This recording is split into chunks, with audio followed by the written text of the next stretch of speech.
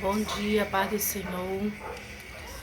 Estou escutando aqui um louvor para dividir com vocês, não somente o louvor, um momento de ministração, de um estudo que eu não estou lembrada se eu já preguei aqui nos vídeos essa palavra, mas ela está em Ezequiel, no livro do profeta maior Ezequiel, capítulo 18, que vai falar sobre...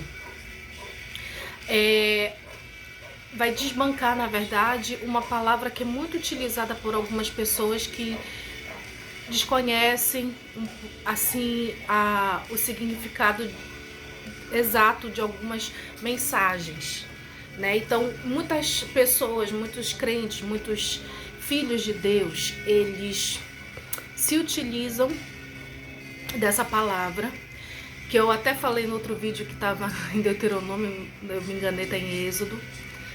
Então Deus, a gente sabe que Êxodo já foi a parte da saída do povo de Israel, né, do Egito, e a caminhada para, perdão, já foi a saída do povo de Israel da terra do Egito, rumo a Canaã, rumo à peregrinação no deserto. E ali em Êxodo a gente vai estar vendo o Senhor liberar para Moisés os 10 mandamentos, né? Os mandamentos que ele tinha para o povo dele. Então, algumas coisas que aconteciam no Antigo Testamento, elas foram modificadas, elas foram desbancadas em outras mensagens, através do profetas, através, né, do Novo Testamento. As duas versões que eu estou utilizando é a Almeida Revista e Corrigida. Eu estou utilizando duas bíblias aqui, mas as duas são Almeida Revista e Corrigida. Então a gente vai ler assim, no livro de Ezequiel, capítulo 18, e veio a mim a palavra do Senhor dizendo: que pensai vós o que usais esta parábola sobre a terra de Israel, dizendo: os pais comeram uvas verdes e os dentes dos filhos se embotaram. Vivo eu, diz o Senhor Jeová, que nunca mais direis esta parábola em Israel. Eis que todas as almas são minhas, como é a alma do Pai.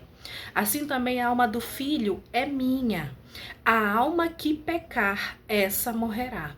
Sendo, pois, o homem justo e praticando juízo e justiça, não comendo sobre os montes, nem levantando os seus olhos para os ídolos da casa de Israel, nem contaminando a mulher do seu próximo, nem chegando a mulher na sua separação. Não oprimindo a ninguém, tornando ao devedor o seu penhor, não roubando, dando seu pão ao faminto, cobrindo-no com roupa.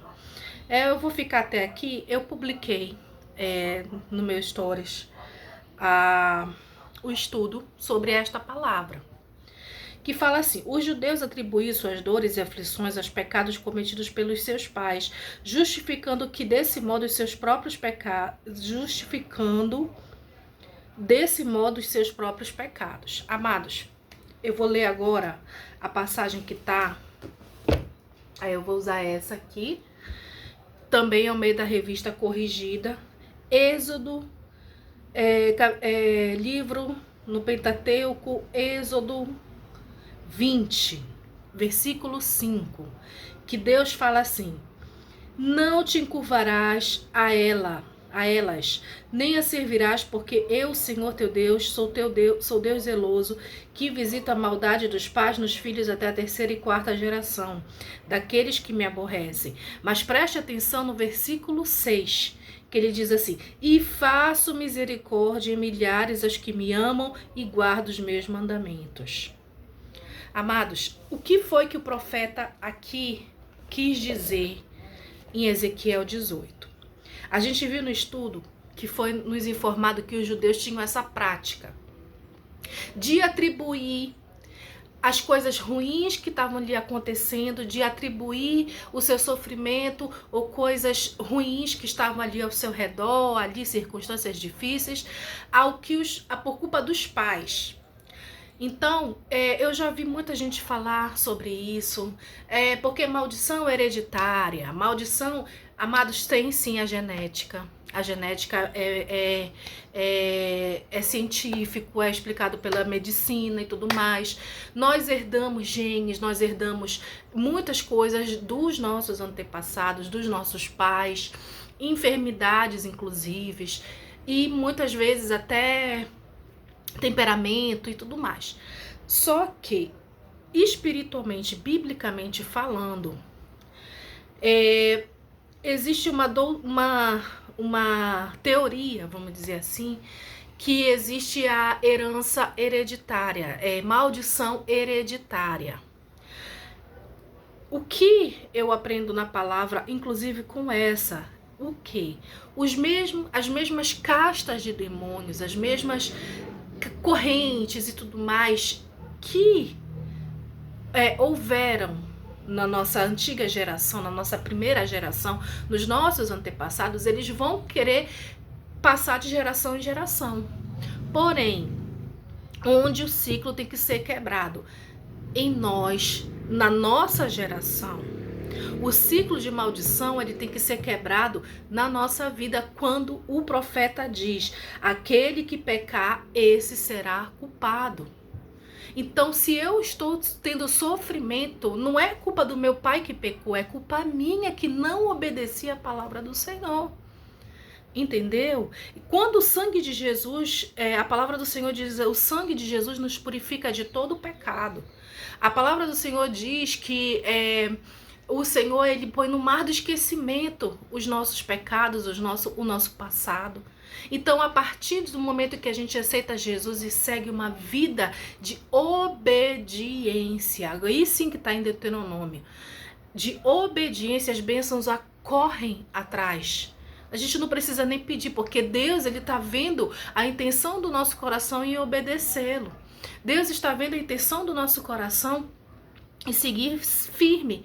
E as maldições que assolaram a vida dos nossos antepassados, elas vão ser quebradas na nossa vida a partir do momento que eu aceito Jesus e que eu vou viver uma vida de obediência a Deus.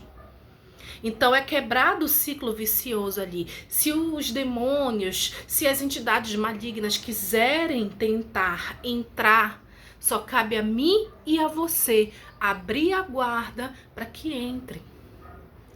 Se a gente fechar as brechas, se a gente não deixar que aquele espírito maligno entre para fazer morada, para fazer bagunça na nossa vida, ele não vai entrar. Porque a Bíblia está dizendo: aquele que pecar, esse será culpado. Se eu peco, as maldições e as coisas ruins vão acontecer comigo.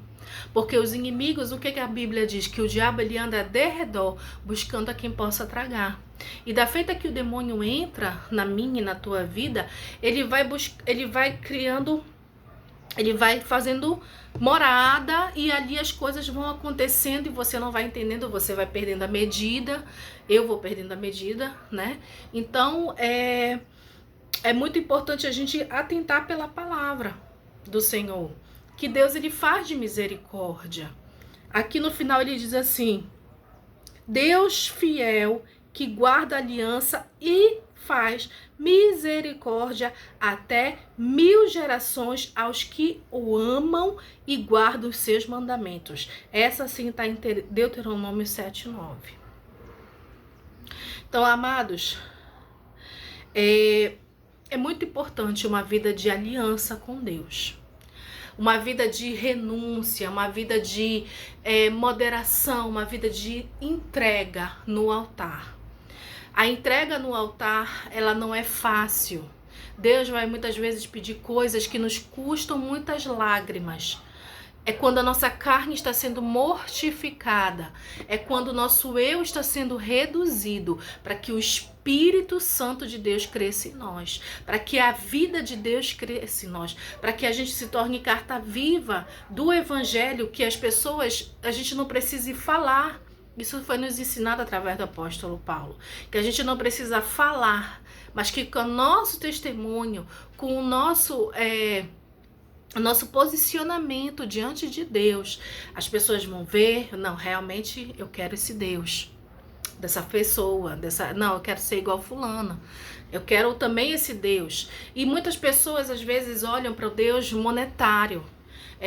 O Deus de bens, o Deus da conquista, o Deus das causas impossíveis. Ele é o Deus de tudo isso. Mas se ele não for o nosso Senhor, Salvador, se ele não for o nosso maior objetivo de vida, ele vai se tornar o quê na nossa vida? Ele vai se tornar em segundo plano. Então a Bíblia diz: aquele que pecar, esse será culpado. A maldição do Egito, a maldição do passado, ela é quebrada no momento em que eu ando com Jesus, que eu vivo uma vida com Deus, porque ele vai usar de misericórdia.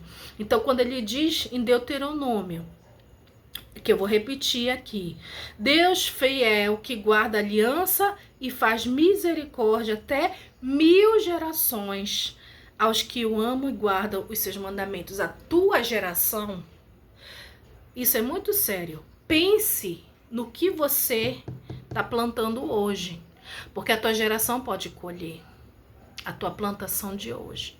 Se você desobedecer totalmente o Senhor, se você tiver filhos e filhos dos teus filhos, vai ter maldição. Só vai ser quebrada na vida deles quando eles viverem uma vida de obediência a Deus, porque aí já vai entrar a palavra de Ezequiel: aquele que pecar, esse será culpado. Mas se pro obediente tá com a vida no altar, por que ele vai receber maldição do pai que pecou, que não tem nada, ele não estava nem vivo ainda, se ele está sendo obediente?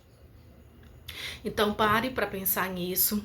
Aquele que pecar, esse será culpado. Leia as escrituras, leia o evangelho, se alimente da palavra, se alimente do Espírito Santo, porque certamente Deus ele vai te dar um alimento vivo, o pão vivo que vem da eternidade, para nos alimentar e nos direcionar para aquilo que a gente precisa nesse tempo.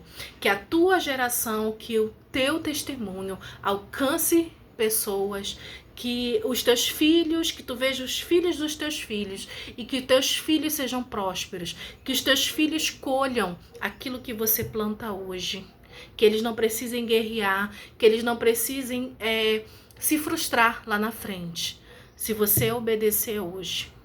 Senão, eles podem colher sim, mas que eu creio que você não vai querer que o teu filho passe luta, adversidade.